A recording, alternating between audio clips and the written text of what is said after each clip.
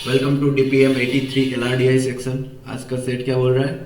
In reality show called well tank 5 investor W1 W3 W5 W4 invested total 50 crore in 10 business B1 to B10 such that each investor invested in exactly 3 businesses। ठीक है, 10 business B1 B2 B3 B4 B5 B6 B7 B8 B9 और B10 और 5 investor है W1 W2 W3 W4 W5 और तीन business में उसने invest किया है। ठीक है, ये बोल दिया है। और ऑल अमाउंट पर इंटीग्रल मल्टीपल ऑफ 1 करोड़, ये भी है। और 50 करोड़ टोटल इन्वेस्टमेंट है। टोटल इन्वेस्टमेंट 50 करोड़ है। ठीक है, done. Only B1 B6 and B7 had multiple investor. B1 B6 and B7 has multiple investor. Each investor had an equal stake in business that had multiple investor. मतलब B1 में जितने investor हैं, मान लो कि 3 investor हो गए और उसका मान लो कि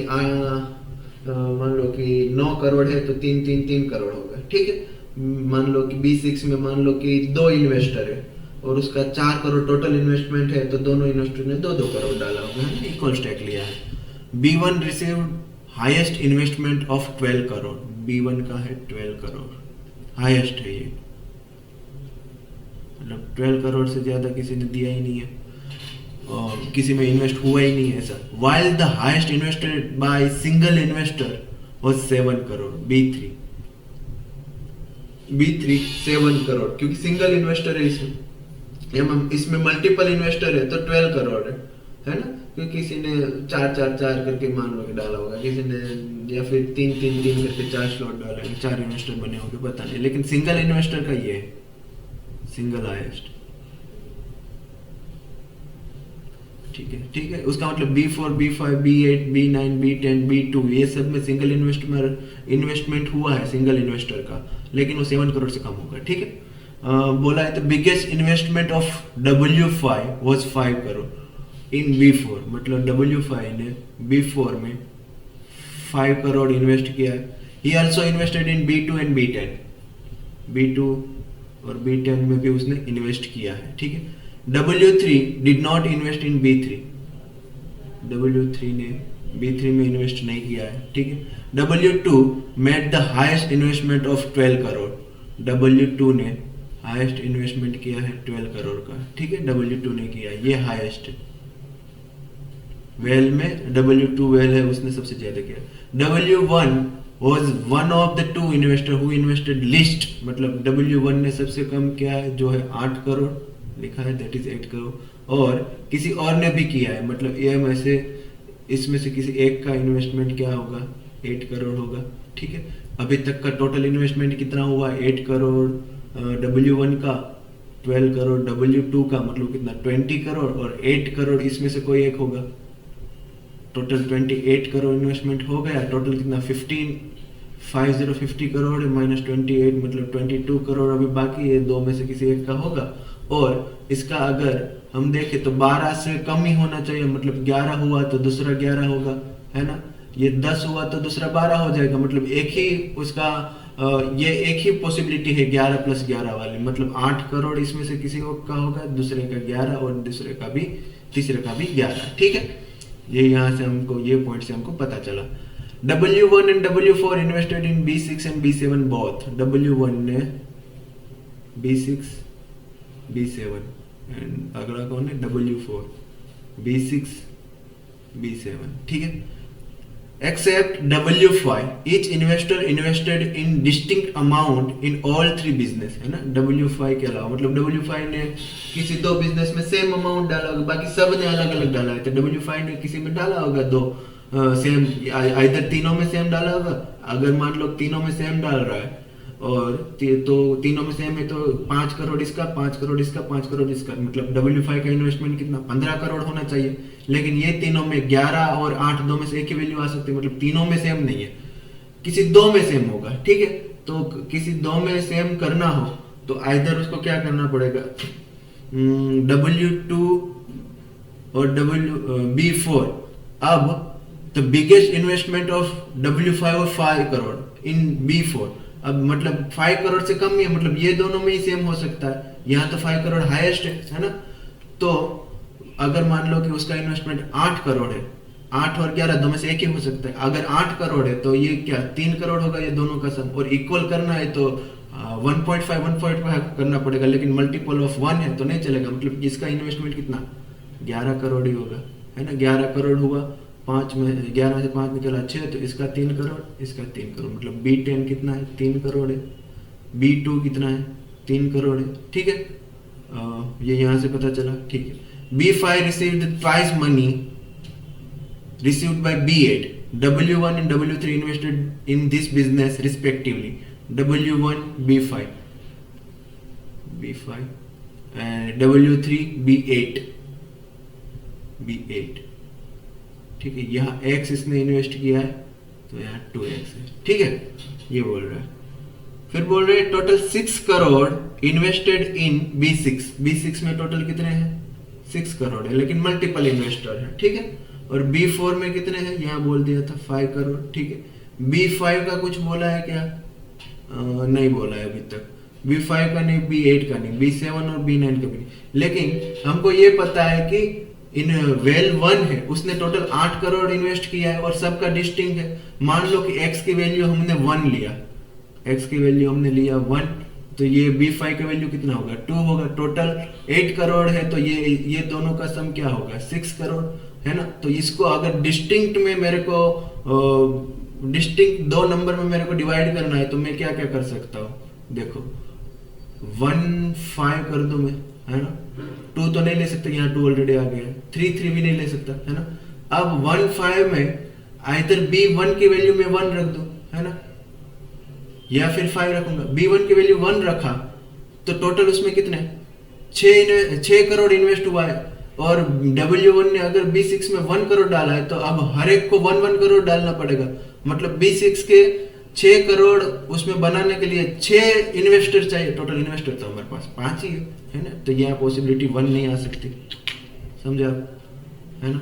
अगर दूसरी पॉसिबिलिटी ले हम 5, अगर यहाँ हमने 5 लिया तो टोटल 6 करोड़ बनाना है, 2 बार है तो 10 करोड़ तो मिनिमम बनेगा, ठीक है, तो वो भी नहीं आ सकता, है ना। तो यहाँ वैल्यू 2 आ ही नहीं सकती, ठीक है, 2 नहीं आ सकती, इतना पक्का हो गया। X है तो ये 2X है ना। मतलब अगर 1 की जगह हमने लिया 2, B8 मान लो कि 2 है तो ये कितना होगा 4, ये 4 हुआ तो 8 करोड़ में से ये भी कितना होगा 4 करोड़। अगर इसको मैंने इक्वली डिवाइड किया, देखो इसकी वैल्यू 1 तो नहीं आ सकती, वो तो पक्का हो गया, है ना, क्योंकि 1 आया तो हमको 6 इन्वेस्टर चाहिए, 6 इन्वेस्टर तो है नहीं, टोटल 5 तो इन्वेस्टर है। तो इसकी वैल्यू अगर 4 को हमने डिवाइड किया 2 डिस्टिंक्ट नंबर में तो 1 3 बनेगा, 2 तो नहीं बन सकता। तो इसकी वैल्यू अगर हमने 3 दिया तो ये 3 ये 1, टोटल 8 करोड़ हो गया। तो B6 का यहाँ भी 3 होगा तो 2 इन्वेस्टर ही बनेंगे 3 + 3 वाले, ठीक है, ये बन सकता है। B7 में 1 है तो यहाँ भी 1 हो गया। मतलब B8 की वैल्यू कितनी आएगी 2, B5 की वैल्यू कितनी आएगी 4, ठीक है। अब टोटल इन्वेस्टमेंट कितना है, ये 12 करोड़ 7 करोड़ 3 करोड़, मतलब कितना हुआ 10 12 22 22 5 27 27 10 37 और 3 40 42, मतलब ये दोनों का सम कितना हुआ 8 करोड़ हुआ, ठीक है। 42 निकाल दिया अगर हमने 50 में से, तो B7 और B9 का सम कितना हुआ 8 करोड़। और B7 में तो 1 करोड़ करके आ रहे हैं, और B7 टोटली जगह पे कितनी आएगा, मान लो कि यहाँ B7 आ गया, यहाँ आ गया। अब यहाँ B7 तो नहीं आ सकता, 1 2 मतलब मैक्सिमम कितनी 4 जगहों पे B7 आएगा, है ना। तो मैक्सिमम उसमें 4 करोड़ होगा तो यहाँ 4 करोड़ हो जाएगा, है ना। 3 करोड़ होगा तो यहाँ 5 करोड़ हो जाएगा, टोटल 8 करोड़ करना है ना, ठीक है। और मिनिमम 2 जगह तो है तो 2 करोड़ होगा तो यहाँ 6 करोड़ हो जाएगा, ठीक है। तो B9 की वैल्यू 6 5 4 में से कुछ भी आ सकता है, ठीक है, ये बात है। और सिंगल इन्वेस्टमेंट है वो 7 करोड़ से कम होना चाहिए, वो 7 करोड़ से कम भी है, ठीक है। और ठीक है, हाईएस्ट इन्वेस्टमेंट कितना है? 12 करोड़ का है। ठीक है ठीक है, चलो देखते हैं और क्या है हमारे पास है, कुछ है देख लेते ना। अब देखो B9 B6 में तो हो गया, ठीक है। B3 7 करोड़ हमको अभी देखो, हम किसका किसका शॉर्ट आउट हो गया हम देखते हैं ना। B10 का हो गया है, ठीक है। B8 का हो गया है, B6 का हो गया है, B5 का हो गया, B4 का हो गया, B3 का बाकी है, B2 का 3 करोड़ अभी इन्वेस्ट करना बाकी है ना, B2 का भी हो गया, B1 का 12 करोड़ अभी बाकी है ना। तो ये वाला चीज, ये चीज B7 का, B9 का, इतने लोगों का अभी किसने किसने इन्वेस्टमेंट किया है, कितना कितना इन्वेस्टमेंट किया है वो डालना अभी बाकी है। और इसका 11 करोड़ आ गया है, इसका 12 करोड़ है ना। तो ये दोनों में से कोई एक 8 करोड़ होगा, ठीक है। वो भी हमको अभी निकालना बाकी है, ठीक है। तो निकालते हैं पहले। ये मान लो कि 3 करोड़ ये है, ये 1 करोड़ है, 4 करोड़ तो हो गया। अगर मान लो ये इधर 8 और 11 होगा तो 8 होगा तो यहाँ 4 आएगा, और 11 हुआ तो यहाँ कितना आएगा? 7 आएगा, ठीक है। क्योंकि मान लो कि 3 और 1 4 हो गया, तो 8 में से 4 गया 4, 11 में से 4 गया तो 7, ठीक है। तो 4 और 7 इसमें से कोई बाकी B3 7 हो सकता है यहाँ, है ना। और 4 करोड़ में B9 4 हो सकता है, B1 मान लो कि उसका इन्वेस्टमेंट तीनों में है तो 4 4 4 करके ऐसे भी हो सकता है, ठीक है। मल्टीपल पॉसिबिलिटी है ना। अभी तक तो मल्टीपल पॉसिबिलिटी है, ठीक है। कोई और पॉइंट जो हम भूल रहे हो? B9 में